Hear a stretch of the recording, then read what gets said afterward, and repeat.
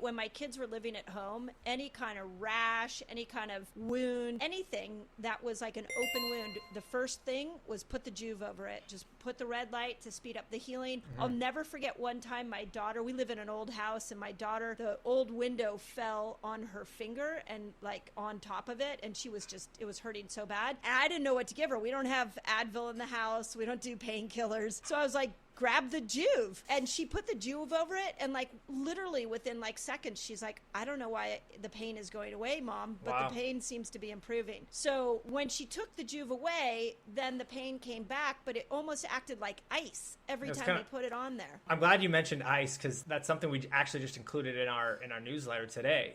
And this is interesting, just how we get to doing things when there's not a lot of support for it. So what have we always been told? Like if you twist an ankle or you get a bruise or something is hurting, it's just put ice on it, right? Put ice on it. And I've always been told ice helps speed up the recovery, but there's actually no really data to support that at all if you actually look into it. I've heard that. Yeah, I've heard that. And the person that invented, the person that came out with the rice method, which is rest, ice, elevate, etc., he's actually walked it back now, and he's like, you actually don't really want to ice it, and if you do, use it as just a pain reliever, and don't even do it more than 5 minutes. And here's why: because a lot of times they say, oh, the swelling will go down and speed up the healing, put ice on it. It can take the swelling down, but why does it take the swelling down? Because that ice is just cutting off blood flow, and so the inflammation is gonna go down. But what I've actually learned is we want that acute inflammation. That inflammation is putting almost like a Band-Aid around that area, and it's going to repair.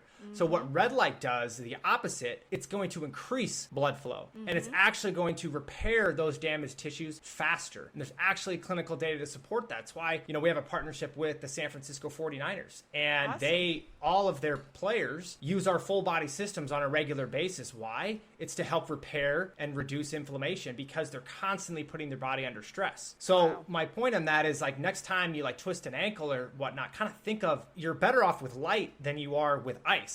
Ice can still be helpful as a natural pain reliever. So like if you don't want to take Tylenol or ibuprofen, you can use it if it's really bad pain, but it's actually not going to help speed up the healing. It's really interesting if you think about it, because the body is always doing the right thing at the right time. So when you sprain an ankle and blood flow goes to the area, what's the body doing? It's sending chemicals to heal it. Yep, and when oxygen.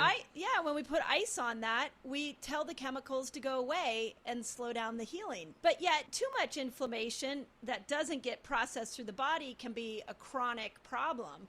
So I love this idea that this is self-regulating, that this is a way for the body to decide how much blood flow it needs and how much it doesn't. What do we know about the nervous system? Because I can tell you the first time that I saw you all, and this was like, I don't know how long you've been around, but I want to say it was like 6 years ago. I was at a conference and all the panels were up, and I felt like a zombie. Like I was like, what is going on over there? And I walked over to it, and all I could do is stand in front of it. And I stood there for about 5 minutes. I had my clothes on, obviously, but when I walked away, I was like, what just happened to me? I'm different. I was so calm. So tell me, is there a parasympathetic effect? What is it doing to our nervous system? That's my hunch, and that's been my hunch for a couple years now. We did do some testing with a group that specializes in the brain and specifically for athletes. And the initial testing that they were doing, they changed ownership, so that kind of fell apart with working with them. But the initial data that they showed me is that they had I can't remember the brain waves that are for calmness. Is it gamma? Gamma, is that what it is? And beta is the high ones, right? Beta's high. So beta's like calm. alert. Yeah, alpha's also another one. The alpha's a really good state that's more mellow. So the initial stuff that they told me is like, hey, pretty cool. Like we're seeing like high beta waves, which is associated with like alertness. We're seeing that reduced, and then we're seeing the gamma rays go up. So like what he was telling me is like it's calm. It has a calming effect. It's probably shifting you into a parasympathetic state versus a sympathetic state, and that's maybe why folks that use it a couple hours before bed or before bed, they experience a lot better sleep because they're just relaxed. One of the things that happens to women as they go through menopause, as our hormones get depleted, we don't have the hormones, especially progesterone, we don't have the ability to relax our body and brain as much. And it takes, as women go through their 40s and into the menopausal years, it takes time for the body to adapt to all these missing hormones. So I take the Go and I put it right on my nightstand and I just turn it on. As I'm going to sleep, with my eyes closed, it really is a weird way of just creating this ambiance in my room that relaxes me. So I don't know if the menopausal women in your world and in the Joovv world have told you that, but I think for menopausal women, that is probably one of the best ways to use it, is just to calm the body and the mind to allow women to finally sleep.